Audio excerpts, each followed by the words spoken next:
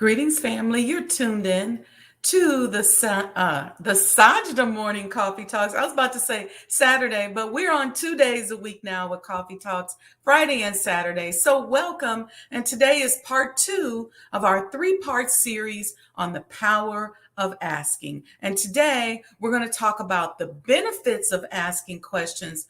And we'll spend a little time chatting about the challenges with groupthink. See you on the other side of the commercials. Give y'all time to come on in the room, grab your coffee, sit back, relax, and bring your thinking caps. All right, peace. Be right back.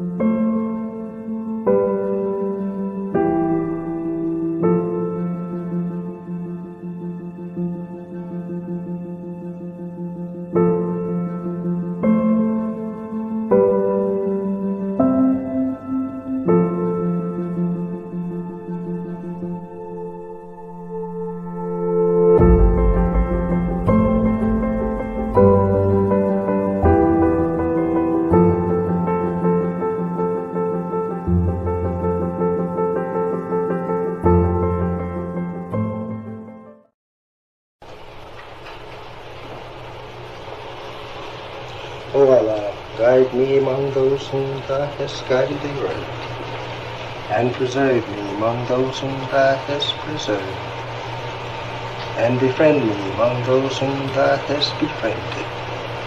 Bless me in whatsoever Thou dost grant me, and deliver me from the evil of what Thou hast judged.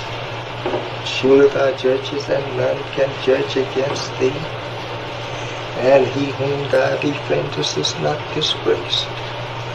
Blessed art Thou, O Lord, and exalted be Thee above what they set up besides Thee. I bear witness, nothing deserves to be served besides Thee.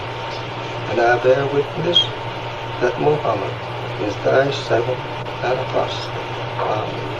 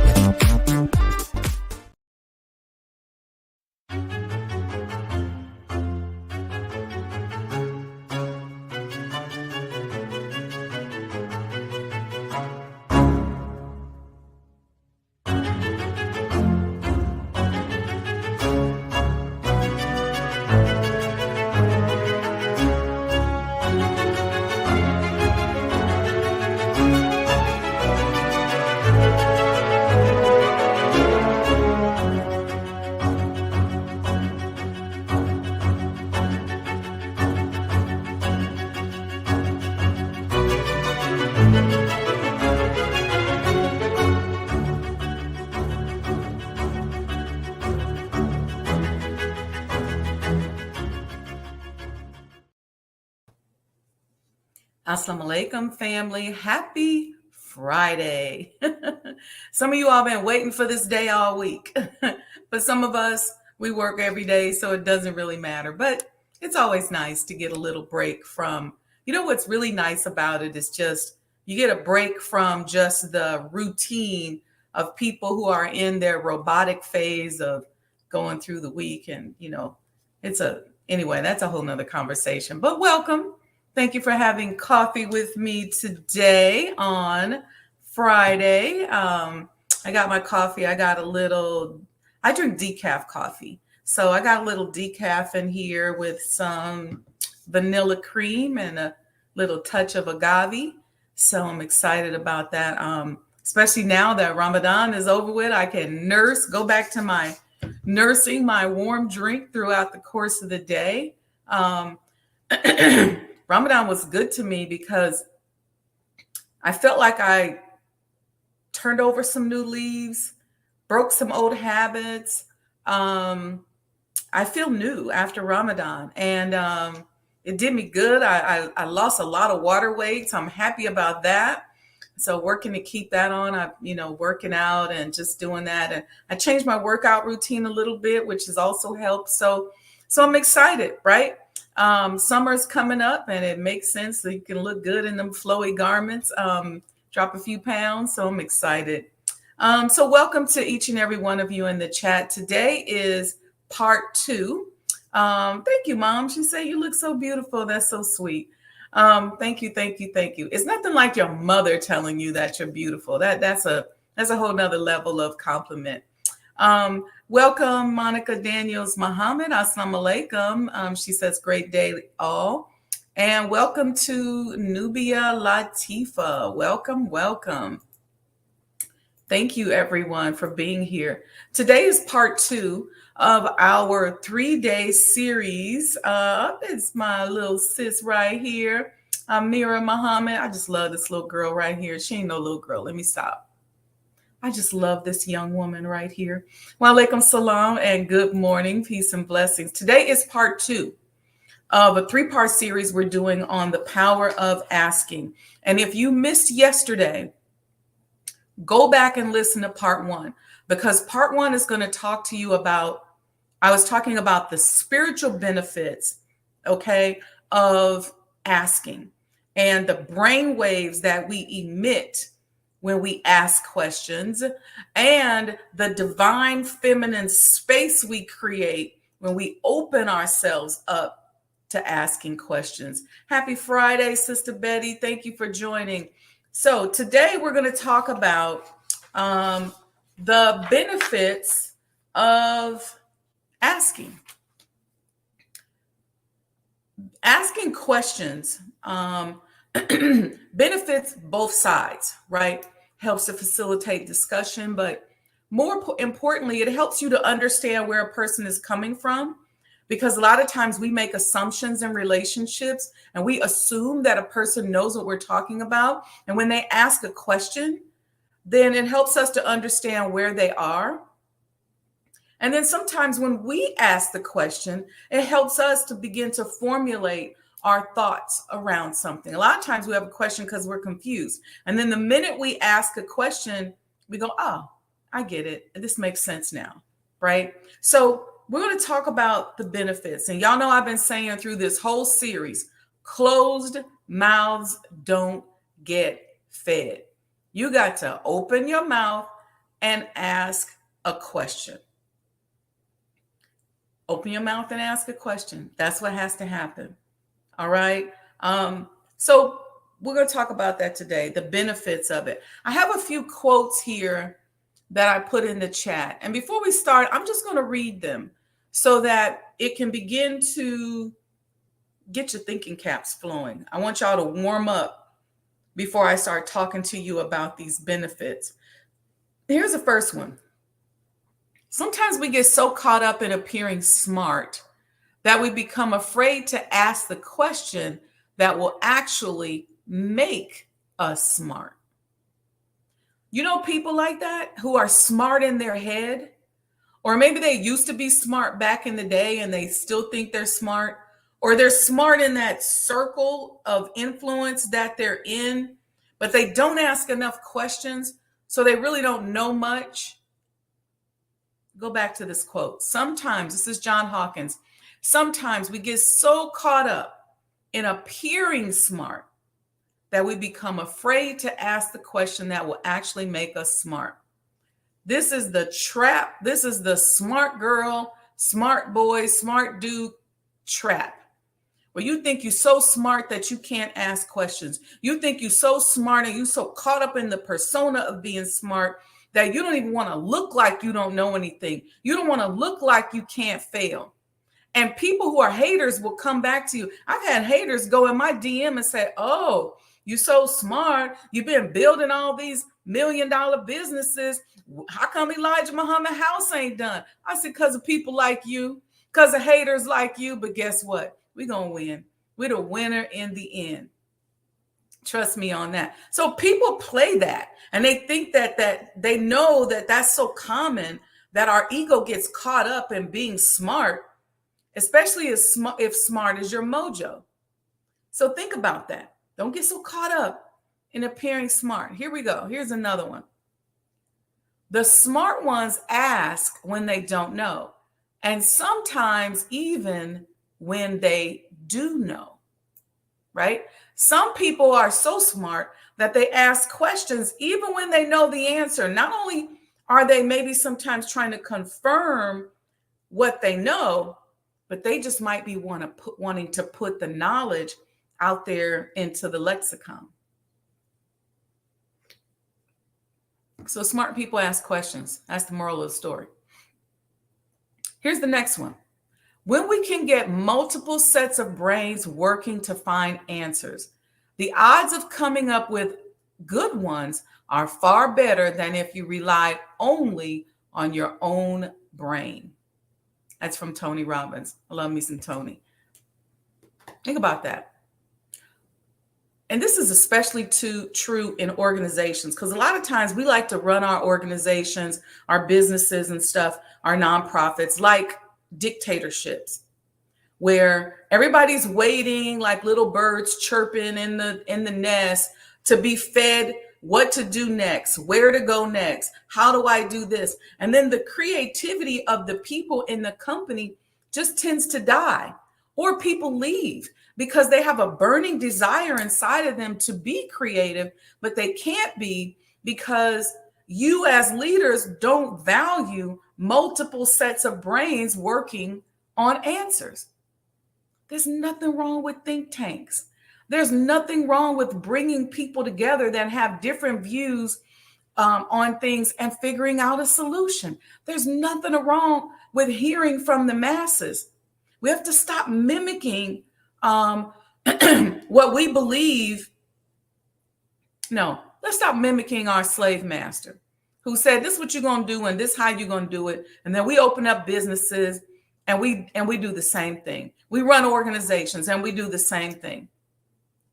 No individuality. Nobody gets to be creative. We don't even offer outlets for people to be their creative selves. And then we wonder why everybody's so dependent. This is a real impediment for those of us in business that tend to create dependent staff members. You got to put together some type of group where these multiple sets of brains can work together. It's critical. All right, here's the next one. We must ask questions. If we allow our team to slip into robotic groupthink where nobody is willing to risk a question for fear of upsetting the apple cart, we've set the conditions for future failure. Do y'all realize that? If you have an organization and you come out, you give instructions, and nobody has any questions, nobody questions you on why this is being done, or does this make sense, or how are we going to execute this, you're setting yourself up for future failure. It's a setup. It's going to happen. You cannot allow your team, your company, to slip into robotic groupthink. That's why you have to be careful with, even with your children, of telling your children everything to do. If you're in a situation where somebody tells you what to wear, how to wear it, when to wear it, where to go, how to get there, what you should do on your way there, how to think, what words you need to say, who you should talk to, who you can be in relationship, how you should do everything. And then all of a sudden, people feel uncomfortable with being creative in a space, then they're not going to solve any problems for you.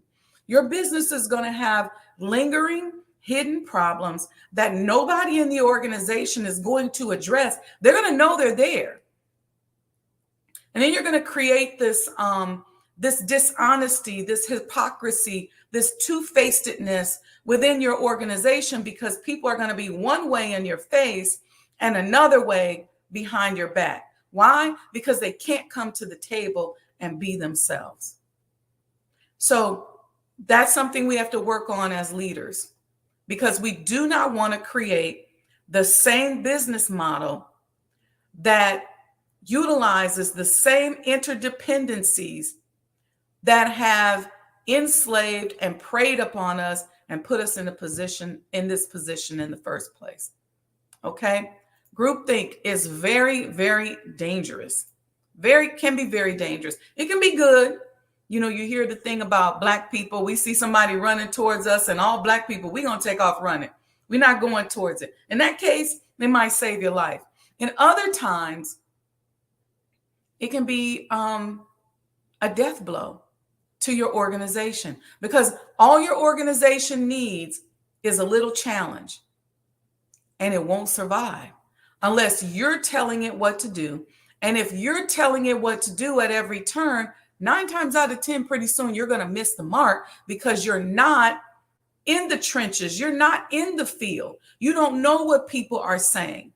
This is what's happening with a lot of these companies in corporate America, and why social media has been good for other companies, because many of these companies, there's so many different demographics that they're missing, that they don't even know exist. They're going off of some algorithm, some assumption, and they're thinking like somebody is telling them to think as a group, and they're missing whole markets. And then you get their competitor who comes out here and says, I'm going to reach out to Sajdah Wendy Muhammad because she has access to a demographic, or she speaks to a certain market that we don't speak to, that we don't know about, because we made an assumption that Black people were all like this.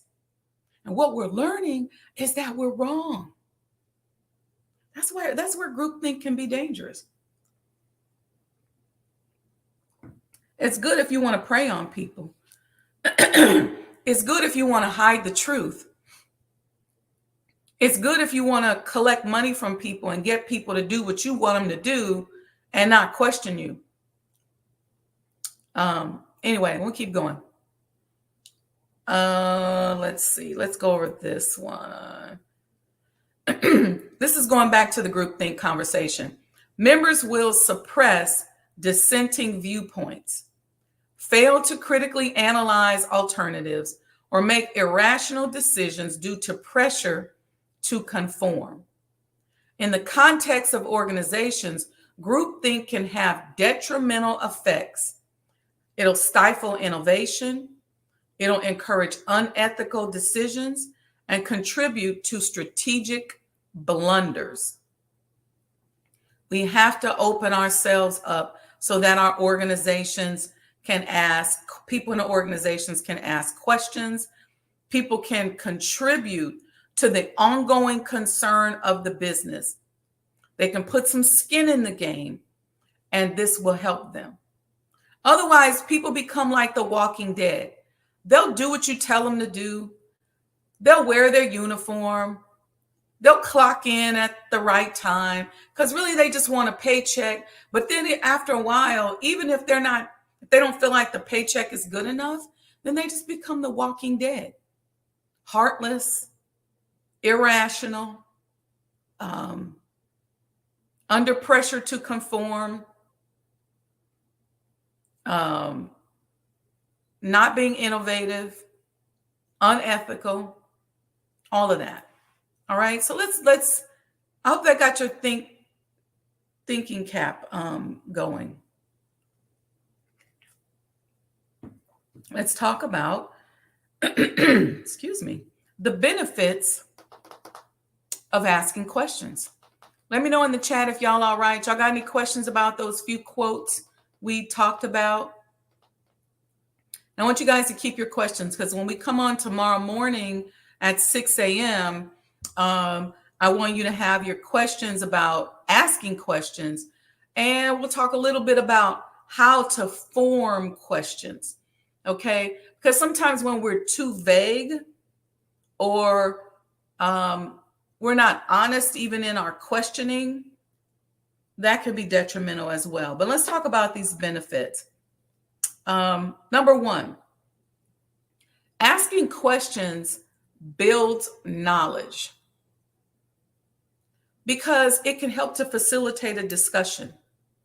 It can help you to learn what I'm curious about. It can help me to learn what you want to know, what's important to you, and vice versa. People can ask questions and make you know that you don't want to deal with them no more. Or they can ask questions that are so thoughtful and so sweet that make you say, you know what, I do want to deal with this person. But it helps to build knowledge base. It's a way to exchange facts. It's a way to go deeper, take a deeper dive into the mindsets of one another. If you're a leader and you allow people to ask questions and give feedback, it can help you to understand what's going on in the trenches. Many people are in leadership and they don't know what their customers are saying about them. This happens a lot, like in the church or even in the mosque, where you might be in a leadership position and you may be telling your congregation or your members of your nonprofit, I want you all to go out and recruit. I want more people coming in. I want people to come in and donate. We got this event coming up. You all should be getting people to come and volunteer. But because you don't have your ear to the ground, you don't know what the trenches are even saying about you. And if the trenches are saying something about you that's not true, if you allow the opportunity to build knowledge through asking questions, it's going to help you to tweak your approach or tweak your appearance so that the trenches and the thoughts in the trenches reflect who you really are or what you really want them to think. Okay. So this is very important. Even if you're in a nonprofit, a religious organization, or if you're in a business, you need to know what the trenches, what's the trenches, your customers, your potential volunteer base, your potential members that you're trying to recruit. You need to know, what are they thinking about you? When they see you, what do they think? They may say, well, you just appear to be unapproachable. Or they may say, you just look like you do a lot of talking, y'all don't do nothing. Or they may say, you really just look like you run a game, like you just real slick talker. That may not be what you want. So it'll give you an opportunity to go back to the drawing board and maybe even have a retreat with your leadership and figure out, what do we do next? Gotta inject some new blood in there so that you can find out what's going on and build that knowledge base. And it'll help to get rid of assumptions. Usually we see people from the context in which they respond to us. And we may be wrong because we got this filter, we got all this trauma we're dealing with. So it makes sense, okay, to use questioning to build knowledge. Here's number 2, the second benefit. There's 8 of them. It teaches us about people. We've been talking about that a little bit the last 2 days on this. It will teach you about the person who's asking you the question, and then it'll teach you about the person who's answering the question. So it'll teach you about people. Who are they? What do they want to know? It'll help you understand how they string their thoughts together, how they think. So allowing people to ask questions is important. Number 3, it'll build engagement. It'll allow you to get some interaction, because a lot of times people just want to feel like they're valued. People want to be heard. And people will sometimes hold the slightest little emotional thing in their heart and allow it to mushroom and become really big.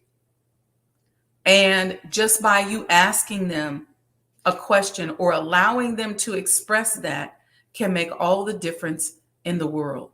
So allow people to speak, to talk, to share, to be creative.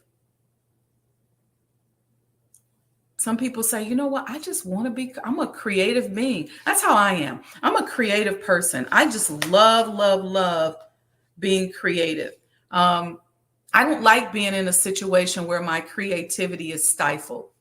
And I will tend to sort of back off from that situation, whether I'm in, it's a relationship or a friendship or whatever. I'll place that situation in a functional corner of my brain because I'm a creative and I love, love, love receiving my downloads from the universe and then going, let me make this materialize. I love my fourth dimensional thinking. And so the more that I can do that, the more benefit you would get out of me in an organization. So understanding your people, building engagement will help you as a leader understand where you use that person. Okay. Some people are very structured and very rigid, and they may be even stubborn. They may be very routine. Oftentimes, those are good people maybe to be the key holder of your business because you know they're going to show up on time. They're going to be there at the front desk. They're going to execute the rules. Maybe your creative person is not that person. Because us creative people, we might be somewhere listening to the birds when it's time to open up your business. Y'all know what I mean. I'm being silly. All right. So asking questions also builds value.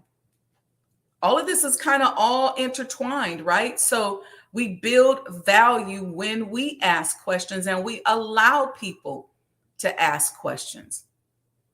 Because if you bring a question to the table, which is something that as a leader, I did not think about, I value your opinion.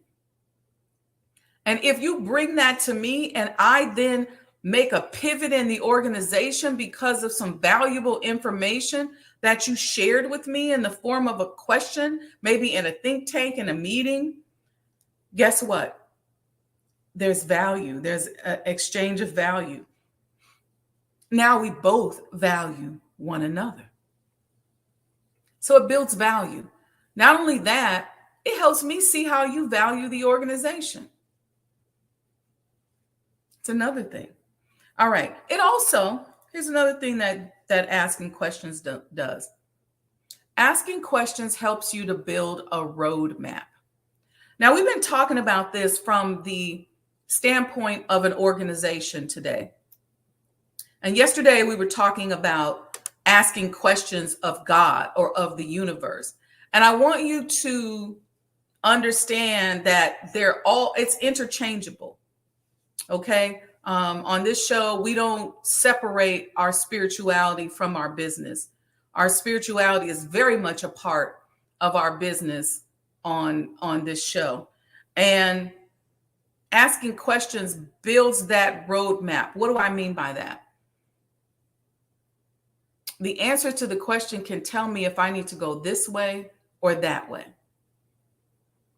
The answer to the question can help me to figure out, am I even going in the right direction? Because the information that I receive back, whether I'm posing that question to an individual and they give me an answer back, whether it's a realization, an aha moment, whether it's intuition, however I receive feedback from that question that I'm putting it out there to whomever or whatever I'm putting it out there to, that feedback can be a roadmap and tell me where do I need to go. And if every step of the way I'm saying, okay, what's my next move? What's my next move? Or if through asking those questions, I put together my overall strategic plan, again, I'm using checkpoints as I'm moving through my roadmap by going, okay, here's the next step in the plan. Where do I go from here? A question that I ask Allah all the time is I say, Allah, what is my next best move? Help me to uncover, discover, realize, intuit, gain access to my next best move. What's my next best move? It's always the question. And then you have to have the courage and not be afraid. So a lot of times we don't ask questions because we're scared. But we got to have the courage and not be afraid of the answer. Because sometimes the answer is like, do what?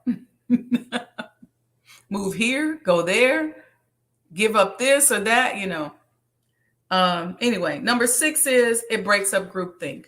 I think we've talked about groupthink quite a bit today, but those questions help us to break up that groupthink. Okay, groupthink.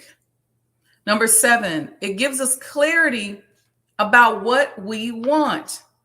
When I'm doing one-on-one sessions with my clients, the first question I ask them, whether it's a crisis management client or a coaching client or a friend that comes to me with a problem or a business development client, the first thing I ask is, what do you want?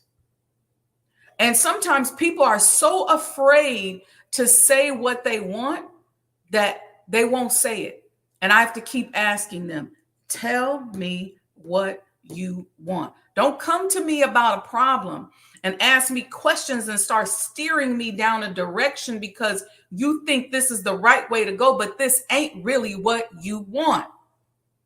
I can't properly serve you unless you tell me what it is that you want. That's the power of asking. That's the power of expressing what you want. I will say to you, what do you want? What does that tell me?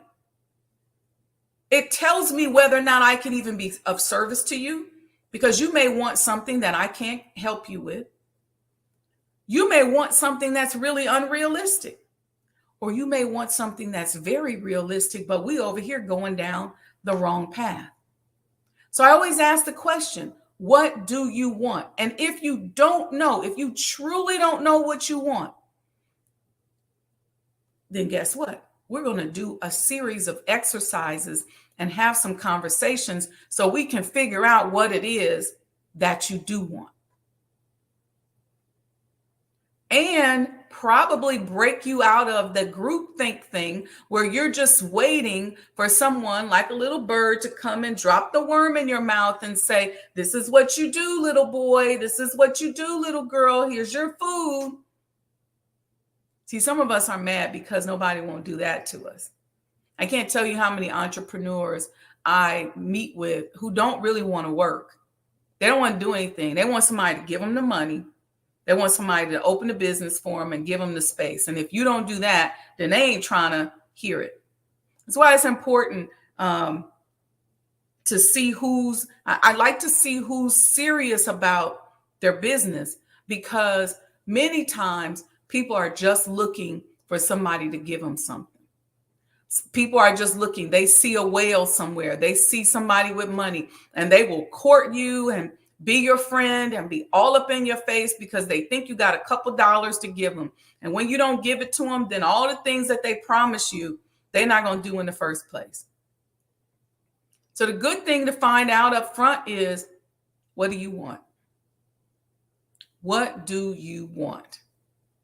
That's a very valid question. Helps you to identify what it is that you want.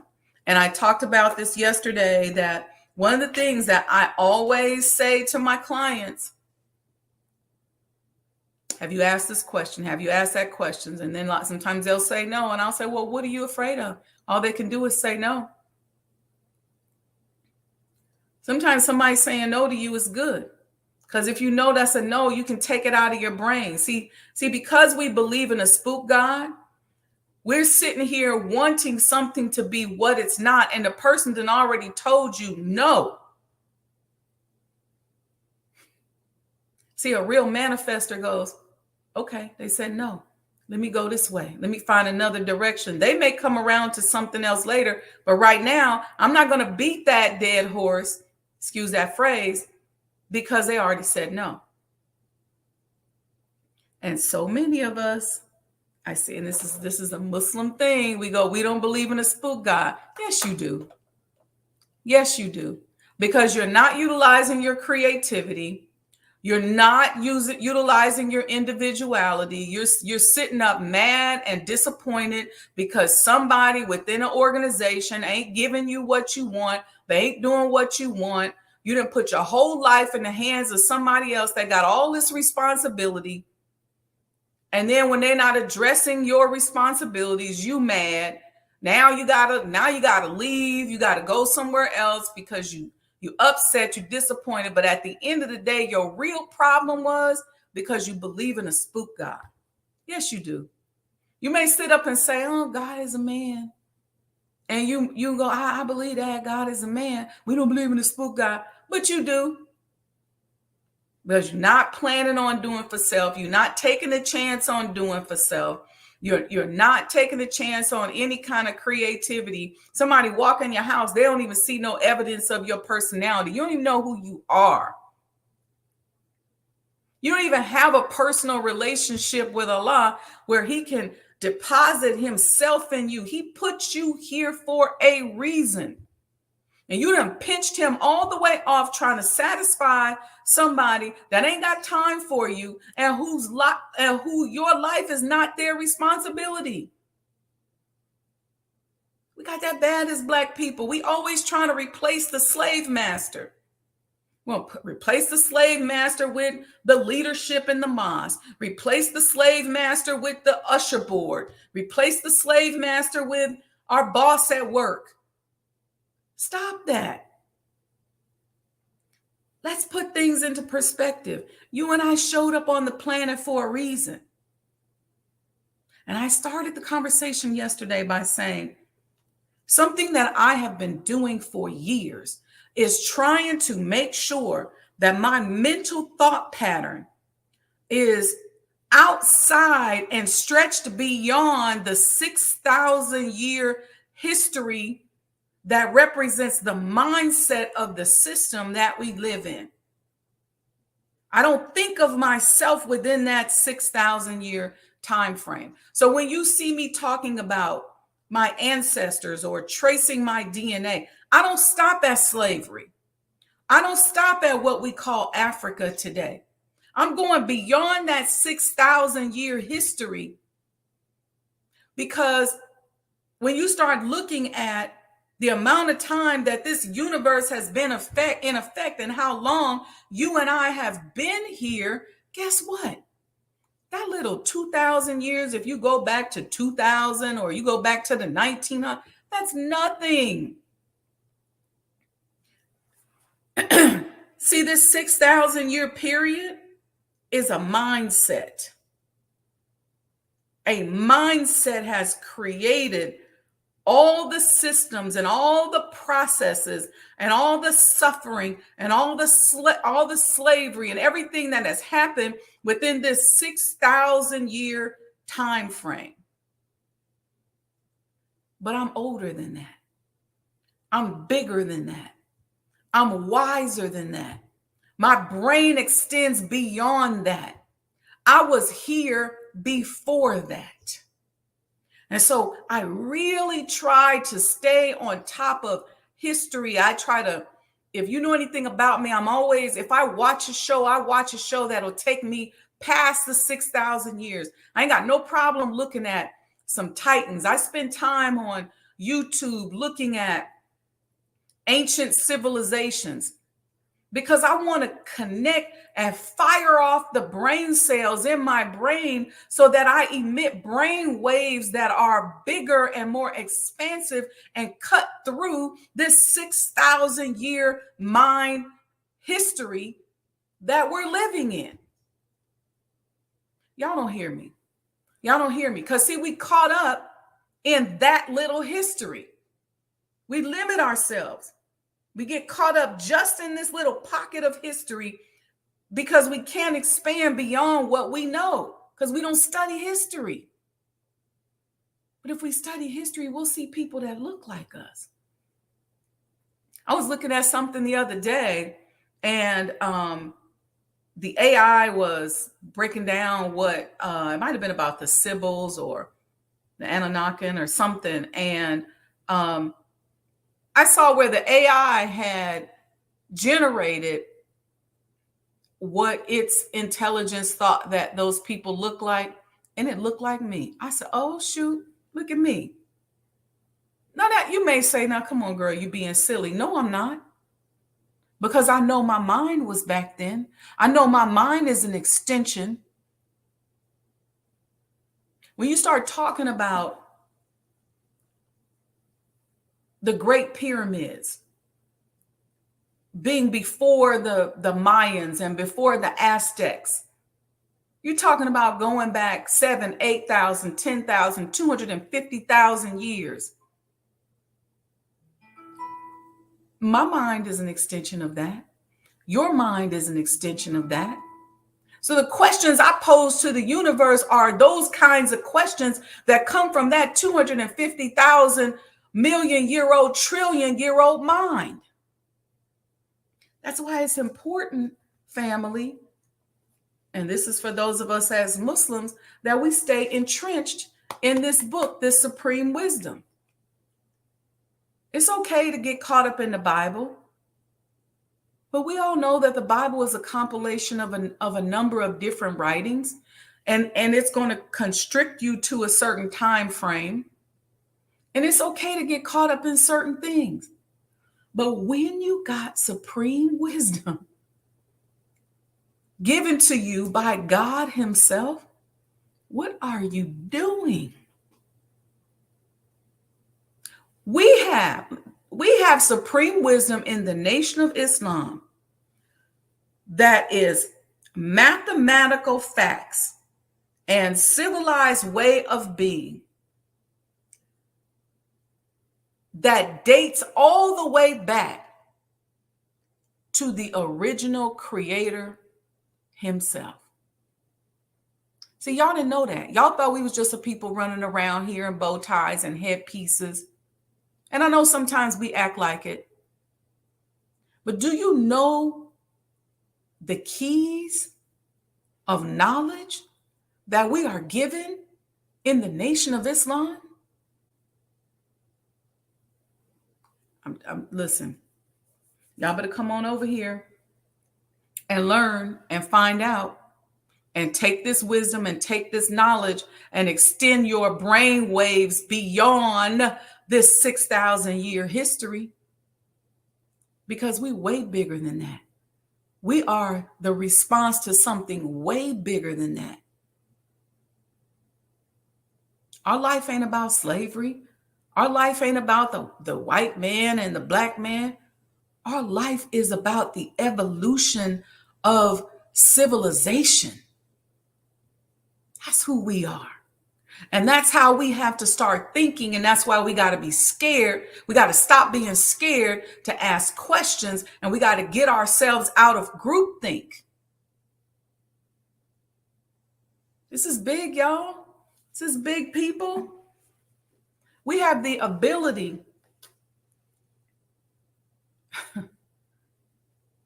I would say we have the ability to change the world, but that sounds very cliche. We have the ability to alter civilization. Straight up. Just with what we've been given. Just with what we've been given. So get your head out of the sand. Let's start asking questions. If you're watching this and you're not a member of the Nation of Islam, start studying history. Study the Honorable Elijah Muhammad. Study the Honorable Minister Louis Farrakhan. Study. See, I used to say this all the time on my radio show, and I'm going to say this again for the benefit of this conversation here today. The way we've been taught to think, this modern way of thinking, is that somebody tells us who to like and who not to like. And as Black people, we get a litmus test. They give us a choice. And if you say you like this person and we don't want you to like this person, then you get canceled. But to learn how to think like a God, we have to put ourselves in a position where we recognize wisdom no matter where it comes from. That's an instruction for us as Muslims from the Honorable Elijah Muhammad. We have to recognize the truth no matter where it comes from. But you got to be an independent thinker. You got to be somebody that's not afraid to ask in order to recognize that truth, because you want to be able to examine that truth. You should be able to pick it up and go, does this make sense? You got to be able to recognize truth. And don't let nobody tell you, whoever they are, don't listen to that person. Because what will happen is no matter what that person says, you won't believe them. But nobody can dictate who God uses. The media can't dictate who God uses. The president can't dictate who God uses. So we have to be wise enough to look at a person, a place, a thing, and recognize truth. We got to be able to extract that truth and sit it on our own knowledge platform.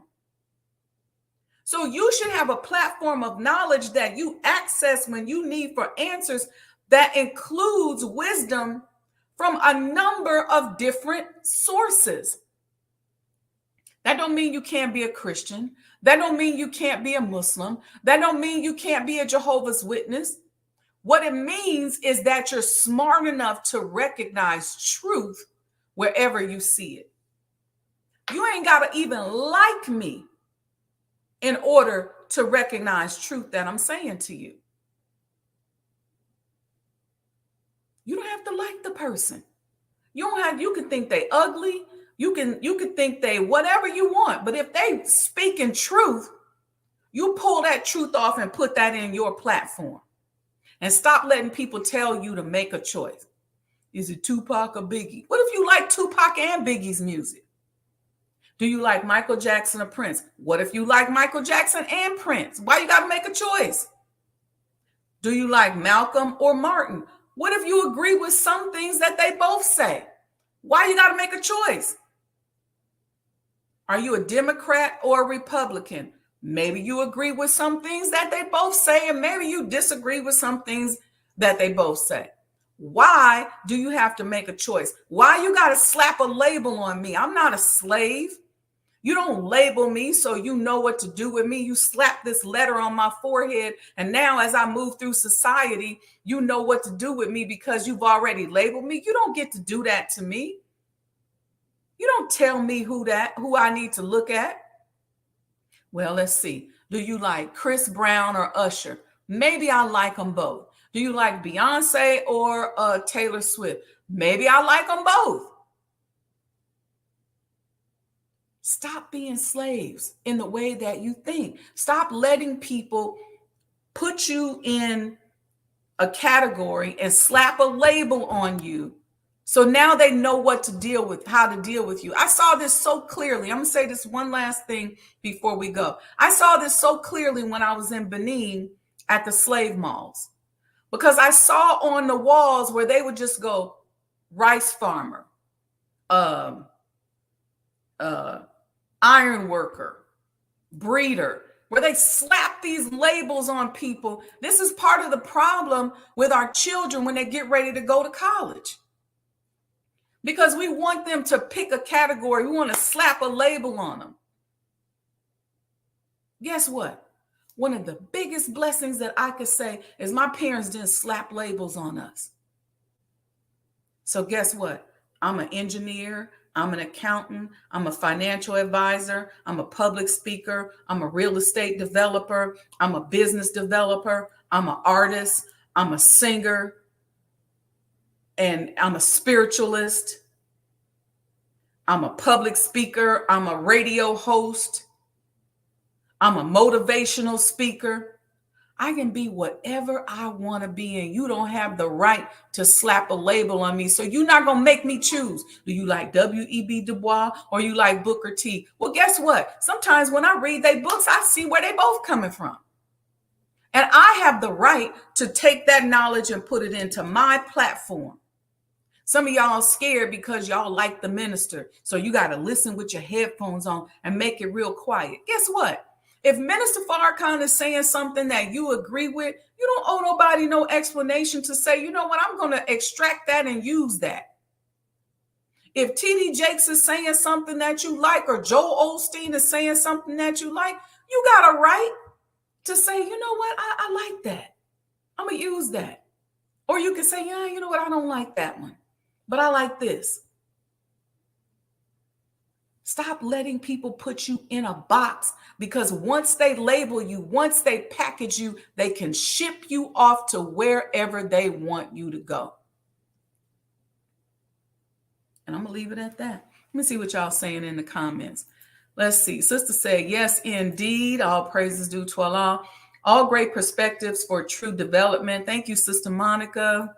Sister Monica also said, mindset expansion is vital. Thanks, Sis Sajdah. I love going deep beyond recent time periods. That's exactly right. Mom says, facts.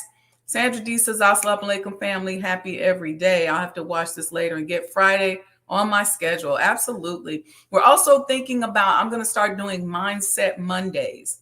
So, but listen, if you're at work or you're busy and the day ain't on your schedule, because Mondays might be for some people, Fridays might be for some people, Saturday might be. Some people say, you know, I'm tuning in every day. I appreciate that too.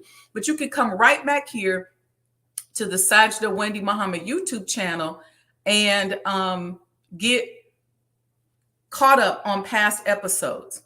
Okay, so make sure that you like and subscribe. Make sure you send us a love offering. Hit the super chat button down here at the bottom. Go to Cash App.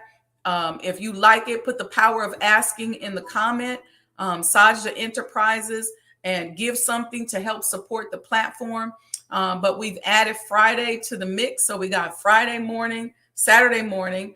If you hit that notification button when you like and subscribe, you'll get a notice when videos are posted.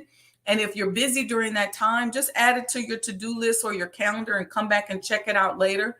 Check it out while you're in the car. You know, when I commute, my car is my mobile university. When I used to take the train to the office, the train was my mobile university, because I'm listening and learning and taking classes and getting motivated. So you can always come back and take a look at it later. So like and subscribe, hit that little bell. That notification button is going to let you know, and make sure you give a love offering. Okay, family, continue to support the completion of the Honorable Elijah Muhammad House Museum. We need your continued support. We need those sponsorships. I'm working on something to help get us over the finish line. So your continued prayers are much needed and much appreciated. Okay, family, peace and blessings. Love you all very much. I hope you enjoy part 2 of the power of asking. Tune in tomorrow at 6 a.m. Central Time for our regular Sajdah Saturday morning coffee talks. And we're going to be wrapping up the series, part 3. We're going to talk a little bit about, I have on here self-identity, because oftentimes we identify with the answers to questions, and we make that part of our personality. So I'm going to talk about that a little bit tomorrow. Okay, family, bring your questions, bring your thinking caps. Have a wonderful Friday, and put us on your calendar. All right. Peace and blessings. Love you all. Get some exercise in today, y'all. Get out and move, and don't mess up all your benefits from Ramadan. Don't just start grubbing. Okay. All right. I'll talk to y'all later. Peace and blessings.